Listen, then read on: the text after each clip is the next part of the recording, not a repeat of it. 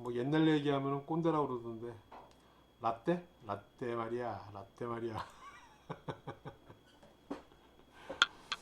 자, 이빨 한번 살펴봅시다. 이빨은 뭐 지난 시간에 그 고락을 하면서 일부 좀 말씀을 드렸고요. 그래서 덴탈 아케이드를 형성한다. 이렇게 뭐 이게 아케이드죠. 뭐 이빨에 의해서 형성된 오랄 캐비티 프로퍼를 형성하는 여기를 아케이드라고 부르게 되는 거죠.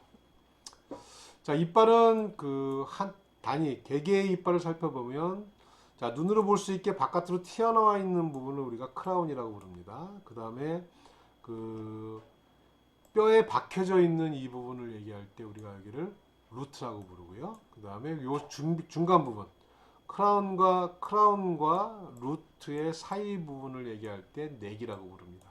보통 넥이라고 하면 살짝 들어가 있어야 되는데 뭐 이렇게 들어가 있지는 않은 것 같아요. 형태상 볼 때. 물론 뭐 그럼에도 불구하고 연결되는 부분을 넥이라고 부르게 됩니다. 그리고 루트의 이 끝부분 루트의 이 끝부분을 팁 부분을 우리가 에이펙스 오브 루트 이렇게 부릅니다. 이 부분에는 주로 그 구멍이 있어요. 그래서 이뭐 뒤에 말씀드리겠지만 치아 안에는 빈 공간이 있어요. 빈 공간이라기보다는 그 여기에 그 결합 조직이 들어가 있는 혈관과 신경이 들어가 있는데 그 통로가 되는 구멍이 있습니다. 그래서 에이펙스 쪽에 구멍이 있다. 기억해 두시고요. 그래서 세 부분으로 나눈다. 치아는 눈에 보이는 부분, 안 보이는 부분, 두 부분을 연결하는 부분, 크라운, 넥, 루트 이렇게 세 가지로 나눈다. 자, 그러면 이제 이빨을 한번 가로로 잘라가지고 내부를 살펴보게 되면 이 치아를 구성하고 있는 성분은 크게 덴틴, 에나멜, 시멘툼 이렇게 세 부분을 알 수 있습니다. 그리고 펄프, 치아 내부를 구성하고 있는 내부를 채우고 있는 구성이 아니라 채우고 있는 펄프를 나눕니다. 그래서 치아를 구성하고 있는 주된 성분은 치아를 구성하고 있는 주된 성분은 덴틴이라고 하는 거예요. 그래서 어디냐면 이 부분 2번으로 표시되는 이 시커멓게 칠해져 있는 부분 전체가 다 뿌리하고 루트하고 크라운을 걸쳐서 모두 분포하는 이 부분을 덴틴이라고 하는 부분입니다. 그래서 치과에서는 여기를 상아질이라고 부르죠. 그렇죠? 상아질 덴틴이라고 합니다. 그리고 자, 에나멜은 어디냐면 이 크라운, 덴틴 바깥쪽에 크라운 부분에서 보면은 덴틴의 바깥쪽을 싸고 있는 이 부분을 에나멜이라고 부릅니다. 에나멜. 1번으로 표시된 이 부분 에나멜. 그래서 에나멜이라고 하는데 여기는 이제 그 치과에서 범랑질 이제 그 세라믹 같은 그런 개념이에요. 단단한 재질을 갖고 있는. 그래서 그 뭐 뼈보다도 더 단단하다 이빨이. 그렇죠? 여러분들 이빨로 뼈를 씹을 수가 있죠. 닭뼈 같은 거 씹을 수 있잖아. 그렇죠? 어쨌든 뼈보다도 단단한 조직이다 이렇게 생각하시면 됩니다. 그다음에 시멘트는 어디냐면은 루트의 가장 바깥쪽을 싸고 있는 부분을 시멘트라고 합니다. 시멘트 뭐예요? 그냥 상식적으로 벽돌과 벽돌을 연결시켜 주는 거죠. 붙이는 거. 벽돌하고 붙일 때 중간에 벽돌하고 벽돌 붙일 때 중간에 시멘트 쓰잖아요. 그래서 그런 개념으로 생각하시면 됩니다. 그래서 이 이빨하고 치아하고 뼈를 연결시켜주고 있는 이 부분을 시멘툼이라고 합니다. 시멘tum. 그리고 이빨을 잘라보면 가운데는 단단하지가 않아요. 여기는 결합 조직으로 들어가 있습니다. 결합 조직이 채우고 있고 빈 공간이 형성되어 있고 여기는 결합 조직이 채우고 있는 공간이 있어요. 여기를 덴탈 캐비티라고 하고 이 덴탈 캐비티를 채우고 있는 말랑말랑한 조직들을 우리가 덴탈 펄프라고 합니다. 그래서 아까 말씀드린 것처럼 이 뿌리의 끝에는 구멍이 있어가지고 여기를 통해서 혈관과 신경이 덴탈 펄프 쪽으로 들어가게 돼. 덴탈 펄프를 형성하게 되는 거죠. 캐비티에 들어가가지고. 그래서 뭐 루트라고 캐널이라고 말을 쓰고요. 오돈티움은 뭐냐면 아까 이제 시멘툼이라고 하는 부분이 싸고 있고 그 시멘트 바깥쪽에 이제 페리오돈티움이라고 하는 게 있어가지고 이 뼈하고 연결시켜주고 있는 막이 하나 더 있습니다. 여러분들 그 이빨 안 뽑아봤죠? 네, 지금 이 입안에 마티즈 간데 들어가 있습니다. 여기에 시가로 치면 임플란트를 10개 정도 했으니까 들어가 있는데 이제 이거 가장 중요한 게 뭐냐면 이 충치는 여기가 망가지는 거예요.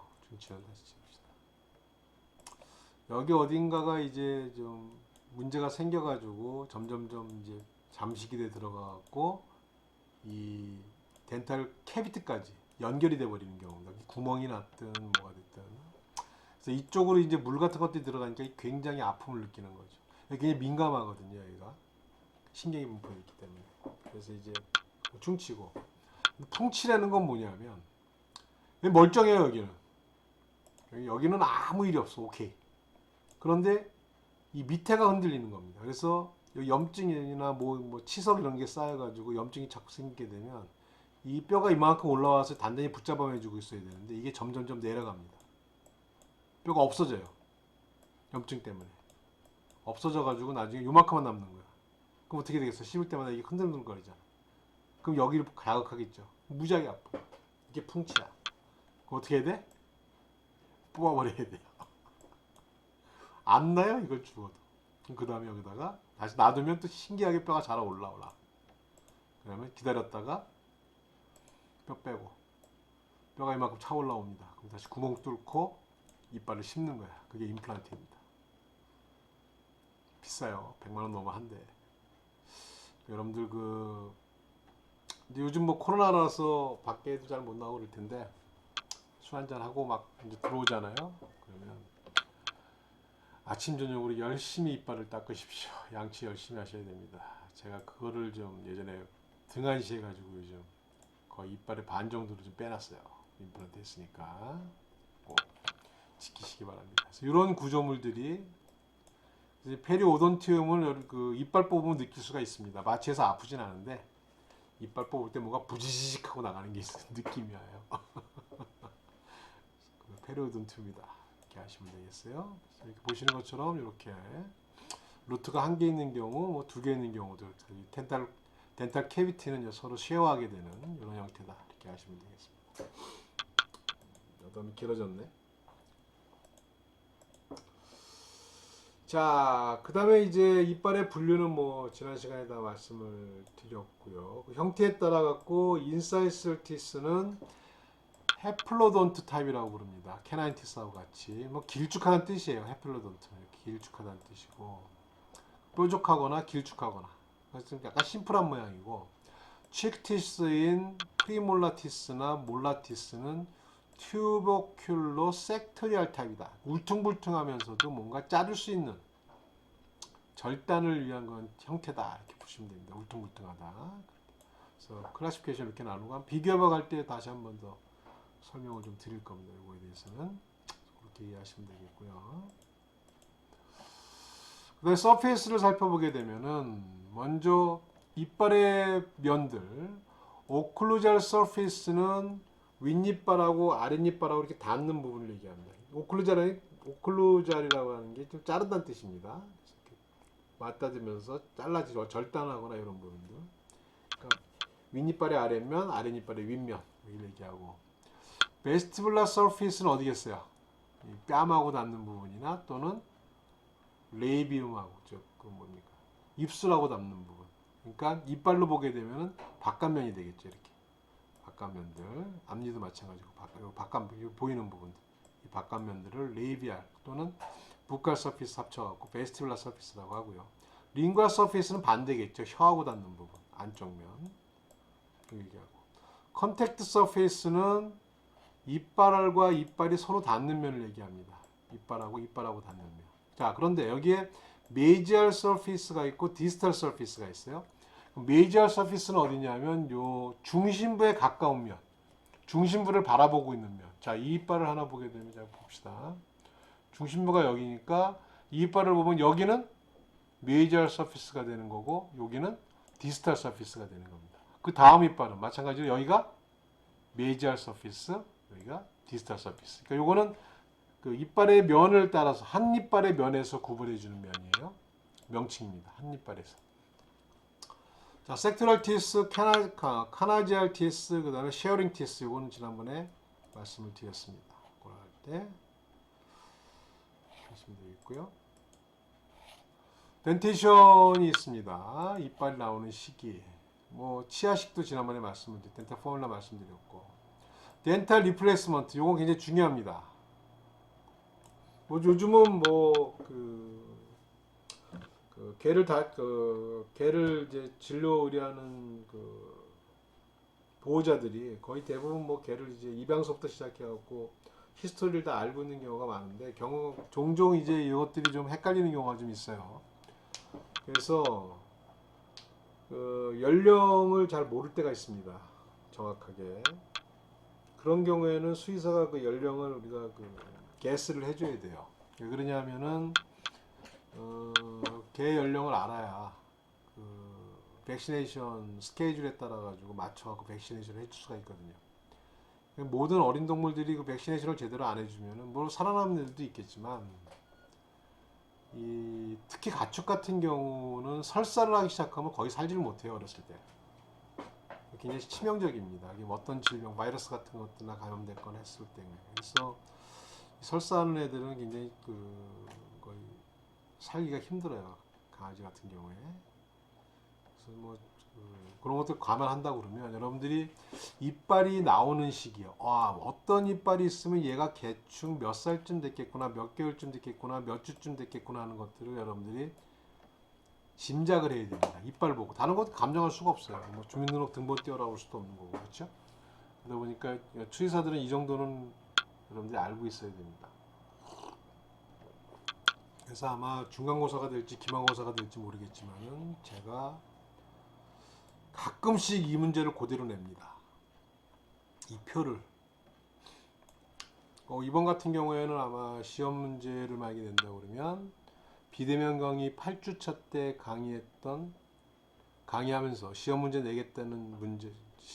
내겠다고 했던 문제의 답을 쓰시오. 이렇게 낸다고 그러면 여러분들 이거 쓰면 됩니다. 좀 황당하죠? 그 정도로 중요하다는 얘기입니다. 그래서 여러분들 이 표는 좀 기억을 해주시기 바랍니다.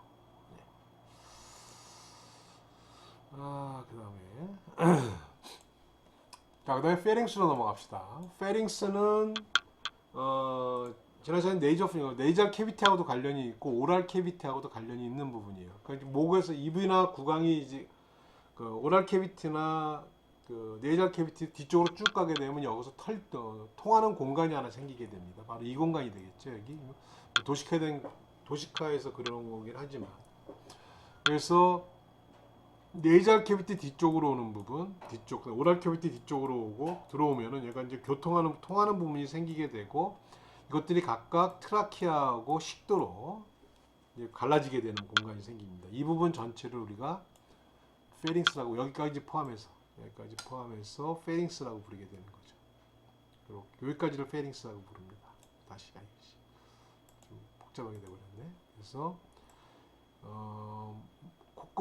뒷콧구멍 뒤부터 시작해서 그 다음에 목구멍 뒤, 그 다음에 기관의 아니지 저기 어디야? 이 식도의 입구까지. 여기는 아니고요. 다시 그리자. 헷갈리네. 자, 네이저 캐비티하고 네이저 캐비티 뒤쪽, 그 다음에 식도의 입구, 그 다음에 오랄 캐비티의 뒤쪽, 목구멍 뒤쪽까지 이 공간을 우리가 페링스라고 부르게 됩니다. 기관의 입구는 라링스라고 불러요. 후드라고 따로 부릅니다. 요게 후드 지난 시간에 봤던 요게 에피글로티스가 되는 거죠. 자, 그래서 각각의 부위, 네이저 캐비티의 뒤쪽 부분은 네이저 페링스라고 부르고, 오랄 캐비티의 뒤쪽 부분은 오로페링스라고 부릅니다. 그 다음에 식도의 에스파거스의 입구에 해당하는 부분은 라링고페링스라고 불러요. 이 라링고페링스라고 부르는 이유는 여기가 라링스이기 때문에 라링고페링스라고 부릅니다. 그래서 이렇게 세 부분으로 나누어지게 된다. 그래서 각각 요거는 호흡기, 네이저페링스는 호흡기 계통과 관련이 있고, 그 다음에 오로페링스하고 라링고페링스는 소화기 계통과 관련이 있는 부분이 되겠죠. 그렇죠? 이렇게 됩니다. 그래서 다음 슬라이드 보시면, 그래서 여기에는 실제로 보게 되면 그렇게 넓은 공간은 아니고요. 이제 입천장 마지막 요 부분쯤 되겠죠. 요 부분 여기서부터 시작해서 식도의 입구까지 해당하는 부분, 이렇게까지가 이제 페링스가 되겠죠. 페링스. 그래서 여기 페링자 캐비티라고 부르고요. 네이저 페링스를 보게 되면 코 하나부터 인터파링자 오스티움, 인터페링지얼 오스티움, 즉 세 개의 페링스를 구성하고 있는 세 개의 구조가 하나로 공통적으로 통하는 부분, 거기를 인트라페링지얼 오스티움이라고 부르게 되죠. 코 하나부터. 그래서 이제 거기를 네이저 페링스라고 부르고요. 그래서 페링지얼 포닉스라든지 또 페링지얼 오프닝 오이터리 튜브. 오이터리 튜브는 어디냐 하면 여기 있는 구조물들. 포닉스는 청장 얘기하게 되고요. 포닉스에 페링지얼 포닉스. 그 다음에 이 페링지얼 오프닝 오브 오디터리 튜브는 뭐냐면 여러분들 유스타키안 관이라고 배웠죠? 생명과학 시간에 배웠을 겁니다. 유스타키안, 그저 쓰긴네요. 찾아보세요. 유스타키안 관이라고 하는데 그게 이제 옛날 명칭이고 새로 바뀐 명칭이 오디터리 튜브라고 하는 겁니다. 요거는 어디랑 연결돼 있어요? 이 페링스하고 그 다음에 미들 이어하고 연결돼 있습니다. 그래서 여러분들이 뭐 비행기나 타거나 또는 뭐 높은 데 올라가거나 자동차 타고 높은 데 산 같은 데 올라가면 갑자기 귀가 이렇게 멍해지는 느낌이 있죠. 그럴 때 어떻게 하면 돼요? 꽉 누르고 숨을 힘주고 뱉어내면 됩니다. 밖으로 안 나가게 하고. 그러면 뭐 침을 삼킨다든지. 그러면은 얘가 뻥 뚫려요. 왜 그러냐 하면 이 페링스하고 중위에서 먹먹하게 느껴지는 이유는 외부 압력 때문에 고막이 안쪽으로 밀려 들어가 있기 때문에 그래요. 평상시에 이렇게 다 바깥으로 나가 있어야 되는데 이 외부 압력이 낮아지니까 바깥으로 밀려 나가게 되는 겁니다. 이렇게 안쪽으로 약간 들어가 있어야 되는데 반대로 얘기했네. 그래서 외부 압력이 낮아지니까 바깥으로 밀려 나가는 거예요. 귀가 먹먹해집니다. 그래서 이렇게 해갖고 하면은 침을 삼키거나 하면 이렇게 원상태로 되게 되죠. 그렇게 돼야 된다 해서 그것 때문에 생기는 현상인데, 그래서 중이하고 오디터리 페린스를 연결시켜주고 있는 관이 오디터리 튜브예요. 그래서 이 오디터리 튜브 때문에 뭐 성인에서는 뭐 이런 경우가 거의 없지만 어린애들 같은 경우 또 어린 가축 같은 경우에는 감기를 심하게 앓으면은 이 중이염이 생기는 경우가 있습니다. 그 세균이 이 목구멍에 있다가 오디터리 튜브를 타고 귀까지 전파되는 그런 경우도 있어요. 그래서 귀하고 인두를 연결시켜주고 있는 관이 오디터리 튜브다 이렇게 하시면 되겠고요. 페린지얼 톤실, 페린지얼 톤실은 뭐 편도선인데 뭐 페링스 주변에 있는 이 목구멍 주변이나 뭐 혓바닥도 마찬가지고 이 소화기 계통이 지나가는 곳에는 곳곳에 이 톤실들이 있습니다. 편도선이라고 하는 구조가. 그런데 이게 우리가 보통 편도선 그러면 어디를 얘기를 해요? 팔라타인 톤실, 여기 목구멍 뒤에 있는 거 얘기를 하죠. 마찬가지로 아까 침샘에서 예를 들었던 것처럼 침샘도 여러 군데 퍼져 있지만 특히 도드라진 부분들만 메이저 살라발리 그랜드라고 해갖고 명칭을 붙여놨듯이 톤실도 여러 구조에 다 있는데 특별히 거기에 좀 집단적으로 모여져 있는 뭉치가 하나 있어가지고 거기를 팔라타인 톤실이라고 부르고 대표적인 톤실로 부르는 겁니다. 그래서 톤실 조직은 여러 군데 있다 이렇게 이해하시면 돼요. 그래서 어디냐면 이건 루프, 네이저 페링스 루프 쪽에 미들라인 쪽에 존재한다. 그리고 인트라파린지알 오스티움은 이제 세 개가 통하는 공간을 앞에 도식 그림을 한번 다시 참고해 보시면 될 것 같습니다. 그 다음에 보시는 것처럼 뭐 그림 참고하시면서 부위를 여기 식도가 입구가 되고 여기가 식도가 입구가 되고 오랄 캐비티 뒤쪽 이렇게 내려오게 되겠죠. 네이저 캐비티 뒤쪽 부분 이렇게 내려오게 되고 오랄 캐비티 뒤쪽 뒤에서 이렇게 만나게 되는 부분 여기 트라키아 입구 여기 에피글로티스입니다. 그래서 음식물을 이렇게 삼키게 되잖아요. 그러면 이제 이게 이렇게 올라갑니다. 그럼 자연스럽게 여기를 막게 되죠. 이렇게 입천장을 위로 올리게 돼요. 소프트 팔레이트를. 그러면 이 네이저 캐비티에서 들어오는 통로를 자연스럽게 막게 되면서 음식물이 여기로 싹 넘어가게 되는 겁니다. 일로 안 들어가게 되고. 일로 들어가면 큰일 나요. 트라키아니까. 그래서 이런 해박적 구조를 갖고 있다. 이렇게 하시면 됩니다. 그래서 이렇게 넘어가는 부분, 입천장과에서 관련된 그런 구조물 이해하시면 되겠어요.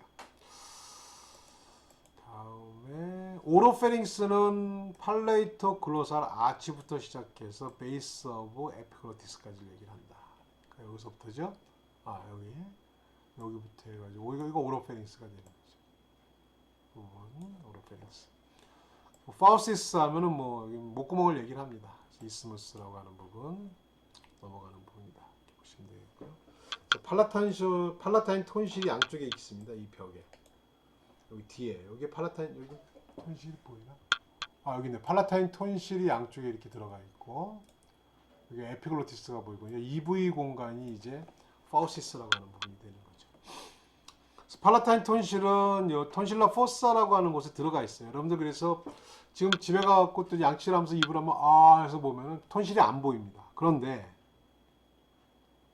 목이 딱딱하고 아파가지고 목을 한번 아 해서 보면 뭐가 허연 게 보이기 시작해요. 그거는 처음에 저도 이제 하고 아 이게 무슨 가래가 붙어 있나 하고 봤더니 그게 염증이 생긴 거야. 톤실이 붓게 되면 바깥으로 삐져나옵니다.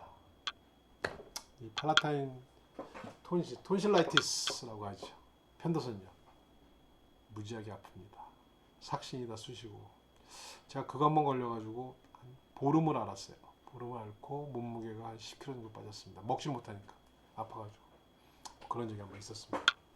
그래서 그렇게 돼 있다. 그리고 이 팔라타인 톤실이 들어가 있는 자리를 톤실라 포사라고 한다. 그다음 나중에 실습하시면서 한번 확인해 보도록 합시다. 레링고페링스는 식도의 입구다 이렇게 하시면 되겠어요. 그래서 에피글로티스부터 시작해갖고 크리코이드 카틀리지, 라링스의 크리코이드 카틀리지가 있는 레벨까지 여기죠? 여기쯤 될 겁니다. 에피글로티스의 베이스부터 시작해서 여기 베이스쯤 되겠네. 이게 에피글로티스죠? 이게 잘린 겁니다. 이만큼이 에피글로티스예요. 여기서부터 시작해서 크리코이드까지 뭐 부분 정도. 여기가 전체적으로 다 여기까지 봐도 되겠네. 여기를 우리가 그거라고 한다. 라링고페링스라고 부른다. 그리고 이 라링고페링스 안쪽에 보면은 리세스가 있습니다. 리세스라고 하는 건 옆으로 이렇게 퍼진 공간이에요. 쏙 들어간 공간. 그래서 거기를 피리폼 리세스라고 부른다. 한번 읽어보시고요. 자, 그 다음에 봅시다. 그래서 그림에 보시면 여기 에피글로티스이고요. 뒤쪽으로 넘어요. 여기가 이제 여기가 에피글로티스죠, 그렇죠? 눌렀을 때 입천장 부분이고, 사이로이드 카틸리지가 있는 부분. 그렇죠? 피리폼 이스테스는 여기를 얘기한다. 양쪽 부분. 이 정도 알아두시면 될 것 같습니다.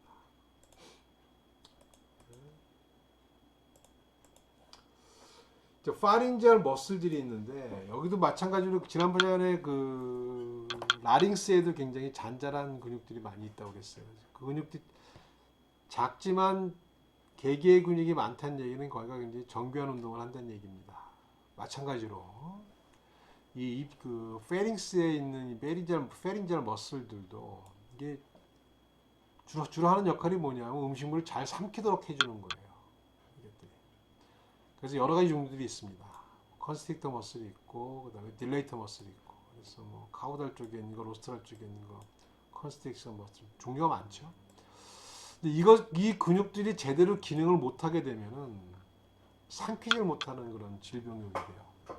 정신은 멀쩡한데 이쪽에 비대라든지 강직이라든지 이런 것들이 와가지고 제대로 삼키지 못하는 경우. 그래서 임상적으로 이 근육들은 상당히 중요합니다.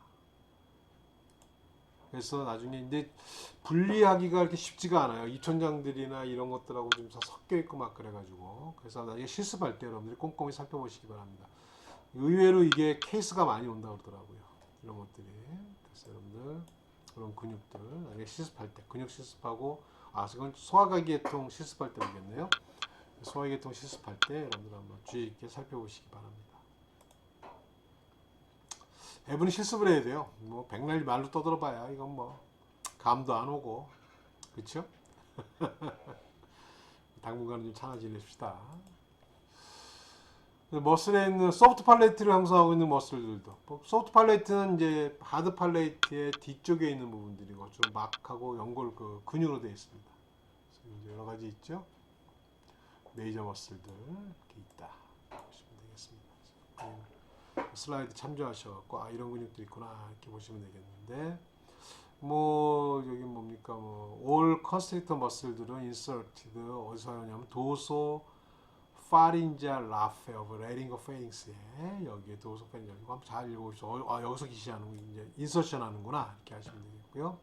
페린지알 머슬들은 주로 swallowing reflex 연화반사에 작용을 한다. 이렇게 하시면 됩니다. 그래서 이 자기 문제가 생기면 얘네들 근육에 문제 생기면 참지를 못하는 거예요. 먹지를 못하는 거죠. 그래서 이 근육을 잘라주거나 하는 시술들을 해야 됩니다. 쉽지 않은 수술들이죠. 그런 것들에서 근육을 잘 구별을 해야 되니까 어떤 근육이 망가졌는지 것들 또는 신경에 문제가 있는지 수의사들이 참 할 일이 많아요. 아는 것도 많아야 되고 뭐 여러분들은 다 우수한 학생들이기 때문에 뭐 그 일을 충분히 해나갈 거라고 믿어 의심치 않습니다. 자, 에스파거스 한번 볼까요? 에스파거스는 이제 목 아까 말씀드렸죠? 페링스부터 시작해갖고 라링고 페링스부터 시작해가지고 이제 라링고 페링스 뒤쪽부터 시작해서 어디까지 가겠어요? 위까지 가는 구조물입니다. 그래서 그러니까 여기서부터 목부터 시작하니까 자연스럽게 목을 지나고 가슴을 지나고 어디까지 가야 돼요? 배까지 가야 됩니다. 그래서 이거 어디 지나가느냐에 따라 갖고 서비컬 파트, 그 다음에 소레식 파트, 그 다음에 어브도미널 파트 이렇게 세 가지로 나누게 되는 거죠. 목 지나갈 때, 가슴 지나갈 때, 가슴 지나갈 때, 목 지나갈 때, 가슴 지나갈 때, 그 다음에 배 지나갈 때. 그래서 그 위치는 뭐 레링조 페링지알 포션부터 해서 소라식 인넷까지. 소라식 인넷은 이 소라식 캐비티 입구를 얘기를 합니다. 여기까지고 소라식 인넷부터 시작해서 에소파지알 하이아투스인 다이아프램, 그렇죠? 에소파거스가 쭉 해서 이 소라식 캐비티를 지나서 어브도미널 캐비티로 가려면 뭘 지나가야 돼요? 여기구나. 여기 아니고 여기네. 여기 다이아프램을 지나가야 되죠. 그 다이아프램 지나가는 통로리가 에소파지알 하이아투스라고 했습니다. 거기까지를 소라식 파트라고 보고 그 다음에 에소파지알 하이아투스 지나서 위까지 들어가게 되면 어브도미널 파트가 되는 거죠. 그래서 에소파지알 하이아투스를 지나서 위에 연결되는데 그 위에 연결되는 위 중에서 식도가 연결되는 부분을 카디아라고 부릅니다. 그래서 에소파지알 하이아투스부터 스토마크의 카디아까지를 어브도미널 파트 이렇게 부른다. 되겠죠. 다음 자, 스토막을 봅시다. 스토막은 스트럭처를 보게 되면 먼저 이 스토막이 어디 들어가 있냐면 간단히 말씀드리면 좌위우간입니다. 사람에서 치면은 왼쪽에 스토막이 있고 오른쪽에 간이 있어요. 근데 배에 있다고는 하지만 실제로는 이것들이 립에 쌓여져 있습니다. 안쪽으로 쑥 올라와 있어요. 왜냐하면 횡격막이 이렇게 돼 있기 때문에 뼈는 여기까지 돼 있고 이렇게 가야 되나? 이렇게 돼 있고 횡격막이 이렇게 올라와 있기 때문에 실제로는 립의 보호를 받고 있는 거죠. 위나 간은. 그래서 이런 위치상으로 봤을 때 위가 왼쪽에 있고 간이 오른쪽에 있으니까 보통 잘 때 모르 자는 사람들은 되도록이면 오른쪽으로 누워 자라고 합니다. 왜냐하면 심장도 약간 왼쪽에 있고 간은 오른쪽에 있어요. 왼쪽으로 누워 자면은 심장이 좀 눌려요. 그래서 오른쪽으로 누워 자면 또 위도 좀 눌리고 위가 눌린다는 얘기는 소화가 잘 안 된다는 얘기지. 눌리면 운동 잘 못하니까. 그래서 오히려 간은 혈액이 좀 그쪽으로 가는 게 좋습니다. 오른쪽으로 누워 자는 얘기가 있는데 의학상으로 봤을 때는 일리가 있는 얘기예요. 이렇게 하시면 되겠고. 그래서 위가 이 립에 쌓이다 보니까 위가 닿는 면이 마찬가지로 벽에 닿는 면이 립에 닿는 면은 벽에 닿는 면이 되겠죠. 그리고 비세랄 쪽은 반대편 내부 장기들하고 접촉하는 부분을 비세랄 서페이스 이렇게 두 개로 나누게 되는 겁니다. 그리고 위를 보시면 아시겠지만 이렇게 위가 이렇게 생겼어요. 그래서 이렇게 꺾이는 부분이 있고 아주 크게 커브를 트는 부분이 있습니다. 그래서 각각 이 크게 커브를 트는 부분을 그레이터 커베이처라고 부르고 상대적으로 작게 커브 트는 이쪽 부분을 레서 커베이처라고 부르고요. 사람에서는 여기에 뭐 개는 그렇게 도드라지진 않지만 이렇게 쭉 꺾이면 레서 커베이처가 이렇게 하면서 급격하게 파진 부분이 생기게 됩니다. 그러면 거의 이렇게 가는 거죠. 그래서 이 부분을 앵귤라 너치라고 해요. 여기를 앵귤라 너치. 이 사람에서는 이제 그 액상 물질을 먹게 되면은 여기에 그루브가 형성이 돼요. 이렇게 그루브가 형성이 돼갖고 이제 액상 물질이 이렇게 지나가게 되는데, 뭐 액상 물질의 대표적인 게 뭐겠습니까? 물, 뭐 물도 지나가겠죠. 술을 먹어도 마찬가지로 이렇게 지나가면서 여기를 계속 지속적으로 자극을 하게 돼요. 내부적으로 파진 부분. 여기에 위궤양이 많이 생긴다고 합니다. 점막이 자꾸 쓸려 나가가지고. 여러분들 위는 아시죠? 위는 이 안에 뭐가 들어있어요? 음식물이 들어가고 플러스 여기에 이 안에는 pH 3 정도 되는 위산이 들어가 있습니다. 위산. pH 3. pH 3이면 굉장히 강산이에요. 근데 그럼 강산을 왜 위가 덮고 위에 이 말랑말랑한 위 조직이 강산을 갖고 있는데 멀쩡하냐? 왜냐하면 점막이 굉장히 두껍죠. 그래서 직접 이 점막 때문에 실질 조직하고는 접촉을 안 하게 되는 겁니다. 그래서 위가 멀쩡한 거예요. 근데 이 점막이 쓸려 나가게 되면 어떻게 되겠어요? 닿게 되겠죠. 타는 거예요, 쉽게 얘기해서. 위궤양 딴 게 아니고 위산에 의해서 이 점막 조직이 타는 겁니다. 염증 생기고 위궤양.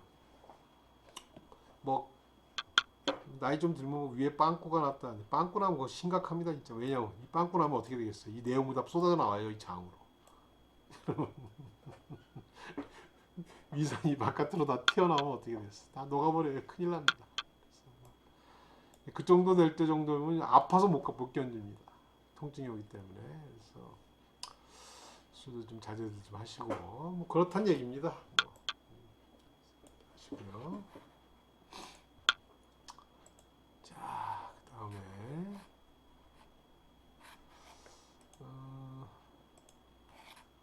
그다음에 위는 크게 이제 외견상 나왔을 때 이렇게 볼 수가 있고, 또 분류를 좀 해고 부위별로 좀 나눠 보게 되면은 아까 말씀드렸죠. 식도하고 연결되는 부분을 카디아라고 부릅니다. 여기를 카디아. 그래서 이제 식도가 위로 통하는 요 통로를 카디악 오프닝이라고 부르고, 마침 여기서 이제 급격하게 꺾이는 부분 연결되면서 이 부분을 카디악 인시시얼, 또는 그림에는 인시시얼로 되어 있지만 카디악 너치 이렇게 불러도 됩니다. 앵귤라 너치는 아니에요. 여기 보시면 여기가 앵귤라 너치면 되죠. 여기가 앵귤라 너치는 되고요. 그렇게 된다는 얘기고, 펀더스는 요 식도가 연결되는 부분 옆으로 불로 올라온 부분을 펀더스라고 합니다. 펀더스. 그다음에 중간 부분을 바디라고 부르고, 파일로릭 파트는 이제 바디가 이렇게 점점점 가늘어지기 시작하는 이 부위 전체를 파일로릭 파트라고 부르게 되는데요. 파일로릭 파트. 자, 파일로릭 파트가 시작하는 부분을 파일로릭 엔트럼이라고 부릅니다. 파일로릭 엔트럼. 그다음에 이게 이제 하나의 관 모양으로 만들어지는 부분을 파일로릭 커넬이라고 부르고요. 그다음에 이제 12지장으로 디오데듐으로 연결되는 부분을 파일로러스라고 부릅니다. 그래서 연결되는 구멍은 파일로릭 어스티움이라고. 오스티움이라는 말은 이제 오프닝이라는 뜻입니다. 그래서 요게 지나게 하나 여기까지가 이제 파일로러스가 되겠죠. 파일로릭 파트가 되겠죠. 요 파일로릭 오스티움을 지나게 되면 이제 뭐가 되냐면 디오데듐, 그 다음 인테스틴으로 연결되게 되는 겁니다. 그래서 거기까지가 이제 위가 되는 거죠. 저 그림에서 보시면 이제 여기까지가 위가 되는 겁니다. 연결되는 부분. 그래서 들문, 날문 이렇게 부릅니다. 여긴 다 이제 스핑터 머슬들이 다 있고요. 이렇게 구성되어 있다 보시면 되고. 그래서 이제 내부적으로 보게 되면 다들 아시다시피 위에는 주름이 많이 져 있습니다. 여기가 앵귤라 너치 있는 부분, 뭐 앵귤라 인시셔라고 써놨는데 앵귤라 너치 있는 부분. 이런 눈에 보이는 그러니까 속에서 볼 수 있는, 내부에서 볼 수 있는 이런 주름들이 게스트릭 폴드가 되겠고요. 게스트릭 에어리아라는 말은 뭐냐면 소화액을 분비하고 있는 지역, 소화액을 분비할 수 있는 지역들을 게스트릭 에어리아라고 하는데, 이 개에서는 거의 전반적으로 게스트릭 에어리아에 해당합니다. 초식동물은 조금 다를 수가 있어요. 하지만 육식동물들은 거의 하고 있고 게스트릭 에어리아에 해당하고 즉 소화액을 분비하고요. 그 다음에 게스트릭 피트라고 하는 거는 여기 소화액을 분비하는 개구국 작은 구멍들 소화액이 나오는 작은 구멍들을 피트라고 부르게 됩니다. 게스트릭 그루브는 지난 시간에 아까도 말씀드린 것처럼 여기 이제 액상 물질이 지나가는 하나의 통로가 형성되는 것을 게스트릭 그루브라고 합니다. 주로 이 레서 커베이처 쪽에 만들어지게 되죠. 그래서 보시면 되겠고요. 자, 이 정도가 이제 그다음에 머슬을 좀 살펴보게 되면은 머슬은 보통 이 속이 비어 있는 관 소화관 같은 경우에 속이 비어 있는 장기 같은 경우에는 머슬층이 두 층으로 되어 있습니다. 그래서 인너 서큘러 레이어하고 아우터 롱지튜디널 레이어로 나눠지게 되는데 머슬 레이어가 위는 세 층으로 구별되어 있습니다. 그래서 오블리크 레이어, 파이바리즘이 있고 그다음에 서큘러 레이어하고 롱지튜디널 레이어 세 층으로 구성되어 있다. 근데 이 서큘러 레이어에 해당하는 근육들이 조금 집중적으로 컨센트레이션 되게 되면 이게 하나의 스핀터 머슬이 되는 겁니다. 그래서 특히 파일로릭 스핀터 머슬이 잘 발달되어 있습니다. 이 파일로릭 스핀터 머슬이 잘 발달되어 있다는 이유는 뭐냐면 여러분들 술 많이 먹고 속거부가 아이고 속이 거북해지면 어떻게 돼요? 가끔 토하는 경우 있죠. 토한다는 얘기 뭡니까? 속에 탈이 생겨갖고 이쪽을 막 여기도 스핑터 머슬이 있어요. 근데 이쪽에 있는 스핑터 머슬보다는 이쪽 머슬이 더 강력하다는 얘기예요. 이쪽이 더 강력하면 무슨 수가 있어도 꾸역꾸역 위로 넘어가겠죠. 넘어가면 안 되니까 문제가 생기면 바깥으로 나가게 하는 이게 더 강력하다는 얘기죠. 파일로러스에 있는 스핑터 머슬이 그렇게 아시면 되겠습니다. 그래서 약간 좀 입체적으로 그려놓은 그림들이에요. 이렇게 보시면 되겠고, 그래서 이제 발달 과정에 따라 갖고 좀 차이가 나는 부분 되겠습니다. 자, 오늘은 여기까지 위까지 강의를 하도록 하겠습니다. 다음 시간에 나머지 부분도 이어서 강의하도록 하겠습니다.